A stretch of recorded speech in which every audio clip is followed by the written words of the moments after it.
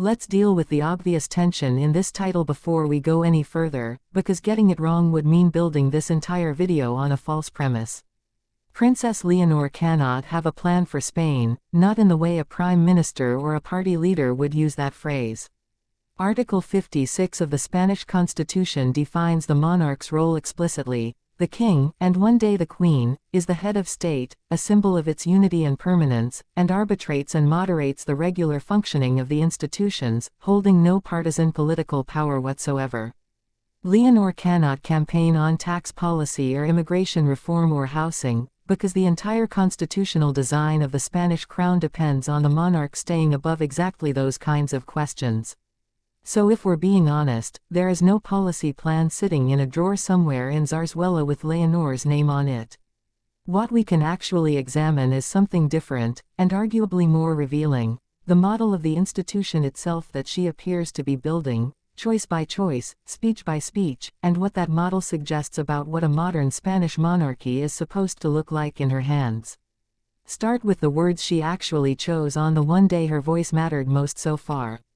On October 31, 2023, standing before the Cortes Generales on her 18th birthday, Leonor swore her oath to the Spanish Constitution and then delivered a short speech of her own.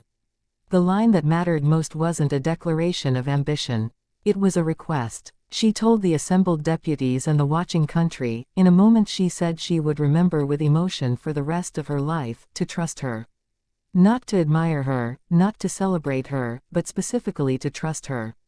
That's a strikingly humble opening note for someone about to spend decades as the symbolic center of a nation, and it tells you something about the posture she's choosing to build her public identity around: not authority claimed, but credibility earned. Her father's words that same day frame the actual assignment more clearly than anything Leonor has said herself. Felipe VI told his daughter directly that democracy and freedom aren't built in a single day, but day by day, and that both require continuous care and permanent improvement. He went further, telling her that she and her generation carry the responsibility of continuing to build Spain, adapting it to a world in the middle of transformation. That phrase, adapting Spain to a changing world, is about as close as we get to an actual mission statement for what Leonor's reign is meant to accomplish, and notice what it isn't. It isn't a specific policy agenda. It's an instruction to keep an institution flexible and credible while the world around it keeps shifting, which is a completely different kind of plan than the one implied by this video's title, one about institutional posture rather than legislative content. So what does that institutional posture actually look like in practice, based on what Leonor has actually done rather than what she's said? The clearest evidence sits in the sheer unusual breadth of her military formation. She is the first woman in the history of the Spanish monarchy to complete training across all three branches of the armed forces: the Army at the General Military Academy in Zaragoza, the Navy aboard the training ship Juan Sebastián de Elcano, and the Air Force at the General Air Academy in San Javier, where she went on to fly solo.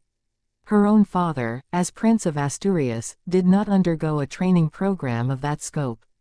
This wasn't required by law. It was a choice made by the institution around her, and it functions as a very specific kind of statement, that the modern Spanish crown intends its future head of state, regardless of gender, to demonstrate exactly the same competence, discipline, and physical commitment historically reserved for male heirs, with no asterisks and no shortcuts. If there's a plan for a modern Spain embedded anywhere in Leonor's own biography, it's sitting inside that decision, made before she'd said a single public word about her own vision. Layer onto that her educational path, because it tells a complementary story. Rather than staying inside an exclusively Spanish, exclusively aristocratic educational bubble, Leonor spent 2 years at UWC Atlantic College in Wales, a school built explicitly around international exchange and service, sitting in classrooms next to students from dozens of countries with no titles of their own. And this September, she begins a degree in international relations at the Universidad Carlos III in Madrid, a public university in Getafe, not a private or elite institution, where the university itself has stated she'll attend as an ordinary student, cameras notwithstanding. Put together, the arc looks deliberate. An heir being educated inside genuinely mixed, international, public institutions rather than a rarefied royal bubble, which reads as its own quiet argument about what kind of monarchy modern Spain is supposed to have, one whose head of state has actually sat in a normal lecture hall and shared a dormitory hallway with people who have no idea what a royal protocol even is. There's a third piece of evidence worth examining, and it's the clearest thread connecting Leonor's choices back to the institutional repair project her father has spent his entire reign pursuing. As we've discussed before, Felipe VI took the throne in 2014, inheriting a monarchy bruised by his own father's financial scandals and eventual exile, and he responded with an explicit transparency agenda, publishing the family's finances for the first time in the monarchy's history, banning relatives from private business dealings, and shrinking the working royal family down to a smaller, more disciplined, harder to scandalize core. Leonor inherits that same instinct, visibly. Her public schedule is tightly managed, heavily documented, and built almost entirely around institutional and ceremonial appearances rather than the kind of loosely supervised private life that generated her grandfather's worst headlines. If there's a modern Spain being planned here, part of the plan is simply the absence of scandal, an heir whose entire adult life so far has been engineered, quite deliberately, to generate as little ammunition as possible for anyone questioning the institution's legitimacy. It's worth being honest, too, about what we genuinely don't know yet, because a fair account of this topic can't pretend Leonor has revealed some grand personal vision when she hasn't had the chance to. She's 20 years old. She has never given a substantive interview about her own views on Spain's future. Every public word she has spoken has been carefully within the bounds of what a constitutional heir is permitted to say. Brief speeches at award ceremonies, a request for trust delivered at 18, formal remarks tied to specific ceremonial occasions.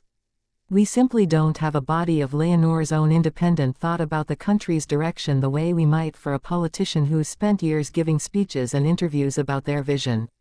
What we have instead is a pattern of institutional choices made largely by the crown around her, choices that tell us what kind of modern monarch Spain's institutions want her to become, even if we don't yet know what Leonor herself, as an individual with her own opinions, actually thinks about any of it.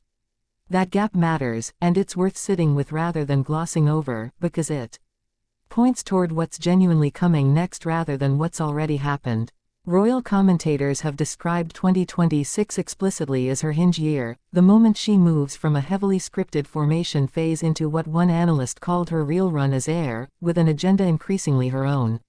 University life, starting this September, will be the first real stretch of her adult life not consumed by a rigid academy schedule, and it's reasonable to expect that this is when something closer to an actual personal voice, on culture, on Spain's place in the world, on whatever she chooses to study and engage with at Carlos III, might finally start to surface in public.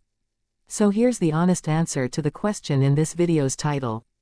Princess Leonor doesn't have a plan for a modern Spain in the sense of a policy platform, because the constitution she swore to defend explicitly forbids the crown from having one.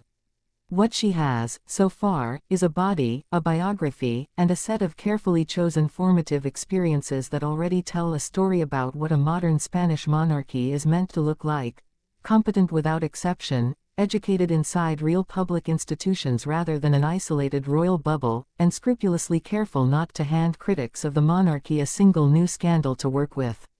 That's not a plan for the country. It's a plan for the institution itself, built quietly around a young woman who has spent her entire adult life so far being shaped into proof that the Spanish crown still deserves the trust she asked all of Spain to give her on the day she turned 18.